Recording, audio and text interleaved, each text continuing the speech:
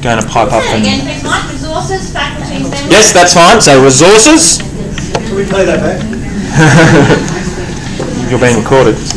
Faculties, demonstration curriculum, demonstration quizzes assignments. Because it's got a long heading, that's why it's out to the left a little bit.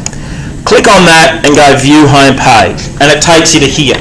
Now we're recording this, so you can come back and watch this another time, no problem. Now I actually created this as a blank page, and then I've added these components subsequently, okay? Because they're some of the ones that we're going to talk about. Now, on Deb's page, and the ones which I listed steered you towards this morning, there's a full also PDF on what we're just about to do. So you can either watch the video, you can read the cheat sheets, or you can do both. Or you can just listen to me now. Alright, so customise page, take your pick. You can customise page. This is under learning, okay, and I've chosen due work. Now, some components you can only have one per page. This is an example of one of the components. Remember, there's 38 components in Galileo. This is an example where you can only have one component per page. Things like text boxes, you can have as many as you like, as many as your heart's content, makes your heart content. So I've added the due work, and the next step is, now in this one you can see the settings tab here. You can't bring in due work from somewhere else just as a due work component. One of the next things we'll learn is how to develop a course outline and through Course Builder, and that's when within your faculty page you can have all these due works nondescript to a year, and then you can bring the whole thing into next term to English, and it will bring all that work across. Okay, and you can obviously see the advantage of that, because then you're not having to repost PDFs, you're not having to repost assignments, you're not having to recreate tests. It just brings it all across in one foul sweep. Alright, but this is one of the skills that underpins that broader skill, so we'll learn it now. So I brought it in. The next step, post due work, and it will go into there.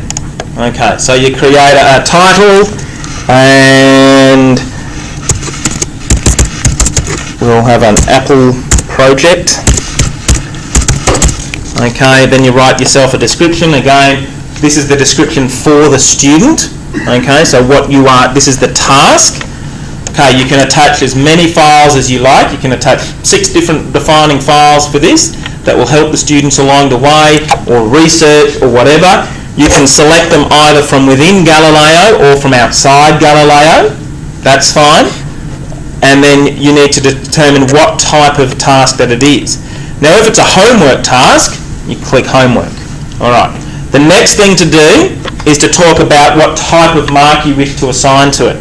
Now, again, if you can just forecast a little bit sometime down the track when we're doing all our grading, all our assessment online through Galileo, this will become more important than it is now. But when you can still set assignments on Galileo and test on Galileo now, grade it on Galileo and then pull it out and use it outside in our external mark book. But in time, it will be all part of one bigger process. So percentage, letter grade, total mark, a rubric, whatever you like. Now, let's just choose rubric for the time being. Now, in this point, you can decide how you want your rubric to look, and you can manage that. Okay, so it doesn't have to be as the way it looks there at the time for the moment. All right. Assignment specific is if it's specific to that task, and how many levels. Now, 5-point grade is pretty typical. Okay, for the secondary teachers particularly, that's going to be essential because everything's got to be marked across 5 in secondary, or one of the multiples of 5. Okay, now this is important because if you make this visible to parents, they'll also be able to see it, and they'll also be able to see the ongoing grades of it. Sometime down the track, when we're all more experienced with Galileo, that might become important. Okay, for the prep teachers, that's probably never going to be important. All right. So you need to select carefully. Usually, and that's why it's the default, staff only. Okay? That way parents can't access it, they can't access the actual submissions that the students have done, and they can't access their grades either. Alright, so the mark weight, 100, that will be determined by what you've selected here, okay? And that is also, Deb's made a particular note in there in terms of the mark weight that we're all aware was total mark. She made one. Yeah, so the default is 100, but it can be changed to whatever you like, okay? But as we get more complicated and learn specifically, and we'll have a specific session on rubrics, then that will become more applicable as well. And then accepting submissions, that means if you're ready to accept submissions on the task now, all right? And whether you want the students to hand it in or whether you want it to submit it electronically. So if this assignment's to be submitted electronically, you click accept submissions. Multiple submissions, and this is equally probably more applicable for the secondary teachers, if you're going to allow them to submit it more than once. Okay? Because within some subjects you're required to provide them opportunity to resubmit work in secondary subjects. So multiple submissions, okay, so now they can submit it as many times as they like. Opening date, well that's pretty self-applicable. So when you want them to start submitting this or start working on it, and then the late due date and then the late date. So the late date is the date that never again that the students, and from that point the students will not be able to submit work. The due date is the work date in which it's due.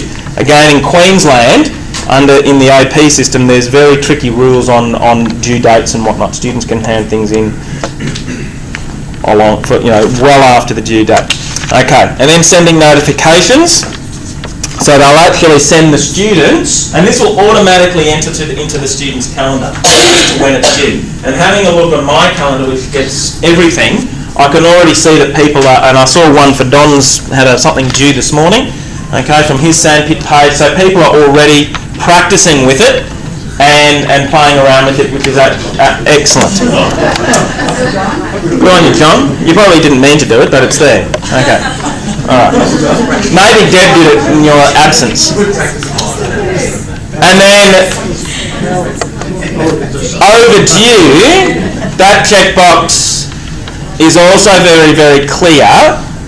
Is when it's overdue, it will be sent 1 hour.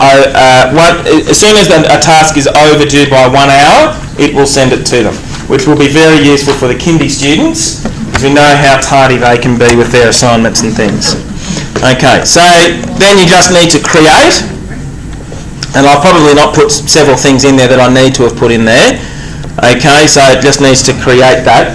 And then it will automatically go onto that page, so whether you've created it on a class page, for example, from the time you've got listed as the opening date. And there it is. Now, if I can make the suggestion at the moment that you don't check that accept submissions in the first couple of times that you use this, and that you still have, you're casting or giving the task electronically, but you can still receive the task in hard form, that might be the first way that you try doing this. Okay, for example, in primary school, if you're doing some sort of display or poster project, that's going to be very hard to submit electronically. Okay, so you can still submit or set a task electronically, yet not have it received electronically. The marking will be kept electronically, again, until we start using this Galileo for progressive assessment and all those sorts of things. It won't work. And then it will also automatically come up under your submissions. Now, because I didn't create that, it didn't come up under my submissions, but every task that you've created, and this is actually every task that everyone's created, because I'm the Deb and I are the super user, it will come up along here. So Mongolian felt making clip. All right, obviously someone's set that task, no one submitted it, the marker hasn't returned it to anybody, etc., etc. And you can also check progress. So people, and this won't come up because it's not assigned to a particular class, but check progress. It will actually tell you which students have submitted it, which students haven't submitted it, which students you've given an extension to, all those types of things, all managed electronically. This was mine, obviously. So this was online. They had to watch the clip, but then they submitted it in paper.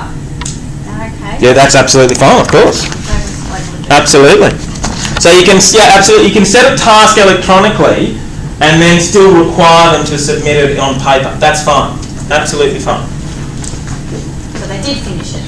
Sure, that's fine. And I was just assuming it was some sort of tester, which would have been absolutely fine as well. Okay. Again, if you're not across what we've just talked about then, you can watch the video back. It'll be really exciting. Now, last skill of the day, which I just want to take you through. And for that, I'm going to take you through back to that page that I've set up to practice things on, which is a really useful one, which is Dropbox. Okay. Now, if you go into Dropbox, I've already added the Dropbox here, and I'll show you how I did it. It's under Collaboration. No, it's not. It's under Learning, File, Dropbox, and it is literally a Dropbox. So if you put that into any of your pages, for example, I've got a Dropbox in the student leaders page, and I've asked the student leaders that whenever they go to something and they have some photos, or Dad's got some photos or something, they can drop the photos there. It will support any sort of file. Well, that's not strictly true. It will support an incredibly wide variety of files. And what it means is that, and for example, I got my class today in period 6 to drop in year 8 to drop me all the progress reports that they've come up with for one of the projects they're doing.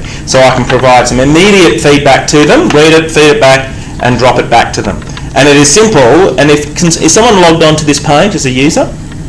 If someone can, because it would be good if we could just go through the process. So tell us again, how to get the Dropbox. Yeah, so resources, demonstration curriculum, demonstration quizzes, assignments, that's the page I'm in. And you can either drop the file from your computer, so your hard drive, so from outside Galileo, and you can also drop a file from within Galileo. Can everybody else see it, or just you? Can you see it on yours? I can see, it just says description and then choose a file. Yeah, so if you could do that, and just send you something. Yep, or not, yeah, drop it. Come on, get the language right.